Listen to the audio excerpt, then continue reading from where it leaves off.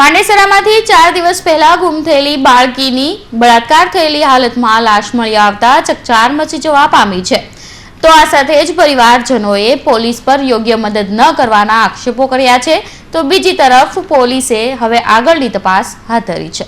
પાંડેસરાના પ્રેમનગર ખાતે 5 વર્ષીય બાળકી ગુમ થઈ ગઈ હતી। આ બાળકી ગુમ થવાથી તેના પરિવારજનોએ પાંડેસરા પોલીસમાં ફરિયાદ દાખલ કરી હતી। આ ફરિયાદના 4 દિવસ બાદ પણ બાળકીની લાશ બમરોલી ખાડી પાસેથી જાડી ઝાંખરામાંથી મળી આવી હતી। સ્થાનિકોએ શોધખોળમાં આ બાળકી પ્રેમનગરમાંથી ગુમ થયેલી હોવાનું જાણવા મળ્યું હતું, જેને સિવિલ હોસ્પિટલ ખાતે લાવતા ડોક્ટરી પરીક્ષણમાં આ બાળકી સાથે બળાત્કાર થયા હોવાનું જાણવા મળતા परिवारजनों पर आप टूटी पड़ियो तो ऐसा कोई इंसान लेके जाता है तो कोई के बच्ची दे देना चाहिए, लौटा देना चाहिए। अब उसको रेप करके उसको मुआ के काट के फेंक देना चाहिए।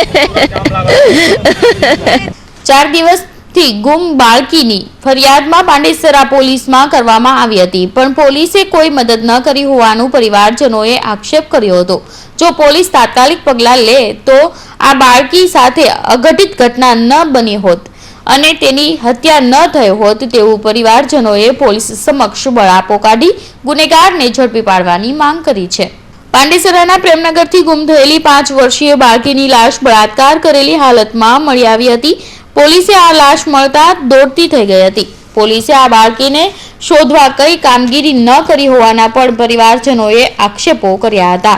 આ બાળકી બળાત્કાર કરી લાશને જાડીમાં ફેંકી જનાર ગુનેગારોનું પગેરું દબાવવા હાલ પોલીસે તપાસ હાથ ધરી હોવાનું જાણવા મળી રહ્યું છે।